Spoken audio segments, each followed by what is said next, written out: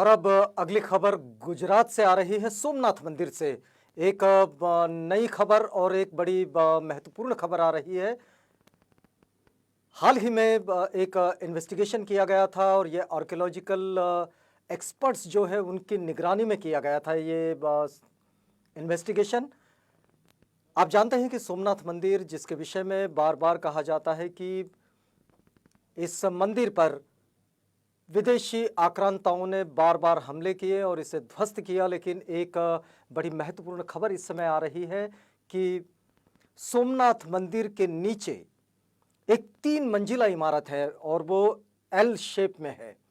दरअसल इस इन्वेस्टिगेशन की जो आदेश है वो आदेश प्रधानमंत्री नरेंद्र मोदी जी ने दिए थे और एक मीटिंग के द्वारा दिया गया था। आईआईटी गांधीनगर और 4 ऐसी सहयोगी संस्थाएं जिनमें आर्कियोलॉजिकल एक्सपर्ट्स थे, इन सब ने मिलकर एक 32 पन्नों की रिपोर्ट बनाई है।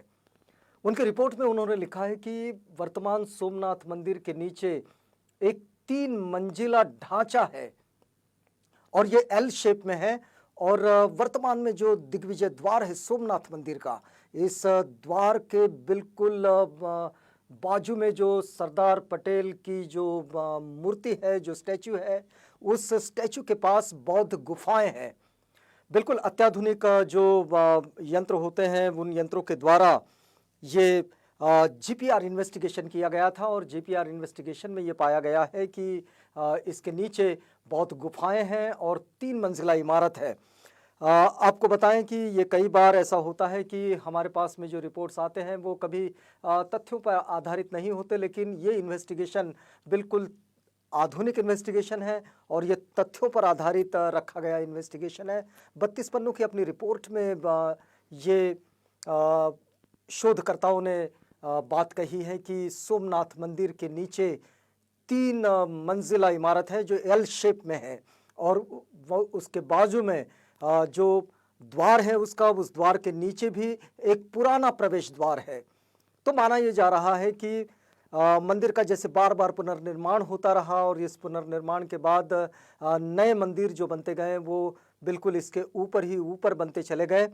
अब इन मंदिरों को किस संप्रदाय का मंदिर माना जाए ये एक दूसरी बात है, लेकिन मंदिरों पर मंदिर जो बने गए, तो बुद्ध मंदिर ये एक बड़ी पुरातन संकल्पना रही है।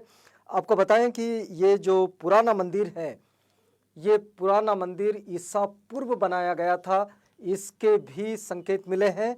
और ईसा पूर्व जब भारत बुद्धिज़्म से बिल्कुल प्रभावित था और हर तरफ बौद्ध संस्कृति के अवशेष थे, आज भी जो मिलते हैं, तब बौद्ध संस्कृति बिल्कुल फली फूली हुई थी। आपको बताएं कि 5 राजाओं ने इसका जीर्णोद्धार कराया, जिसका इतिहास मिलता है। जैसे जो पुराना मंदिर था, वो मंदिर गिरने के बाद, जो पुराना विहार था उसके गिरने के बाद 7वीं सदी में वल्लभी के मैत्रिक राजा ने यहाँ पर एक विहार बनाया था। फिर उसके बाद एक उल्लेख मिलता है कि 8वीं सदी में सिंध के अरबी गवर्नर जुनायद ने अपनी सेना भेजी थी और इस मंदिर को तोड़ दिया था। और फिर उसके बाद जो प्रतिहार राजा नागभट्ट है, इन्होंने सन 815 में यहाँ पुनः इसका निर्माण करवाया मंदिर का। और फिर ढांचे के अवशेषों पर मालवा के जो राजा है भोज, उन्होंने इस पर पुनर्निर्माण कराया। और फिर उसके बाद गुजरात के राजा भीमदेव ने चौथी बार इसका पुनर्निर्माण कराया। उसके बाद हम लोग देखते हैं कि 1169 में फिर यहाँ एक मंदिर तैयार हुआ जो 5वीं बार था और इसे गुजरात के राजा कुमारपाल ने बनाया था। एक बात और भी हमें पता चलती है कि भाई औरंगजेब ने जब मुगल काल में हम देखते हैं तो 1706 में इस मंदिर को ढाया था। और फिर उसके बाद 20वीं सदी में जब जूनागढ़ रियासत जो है वो आज़ाद भारत का हिस्सा बनी, तो फिर तत्कालीन गृह मंत्री सरदार वल्लभ भाई पटेल ने इस मंदिर के पुनर्निर्माण का आदेश दिया। और फिर जिसके बाद ये पुनर्निर्माण का आदेश पाकर ये मंदिर 1951 में फिर से तैयार हुआ।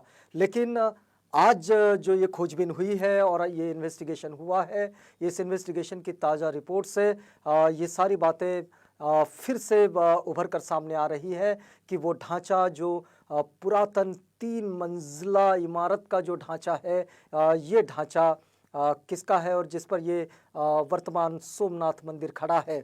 हम आपको बताएं कि सोमनाथ मंदिर की पहचान 12 ज्योतिर्लिंगों में पहला मंदिर इसे माना जाता है। और आपको बताएं कि जितने भी मंदिर हमारे यहाँ मिलते हैं, उन सब के अगर पीछे चले जाते हैं तो इनके पीछे बौद्ध गुफाएं और बुद्ध विहार मिलते हैं।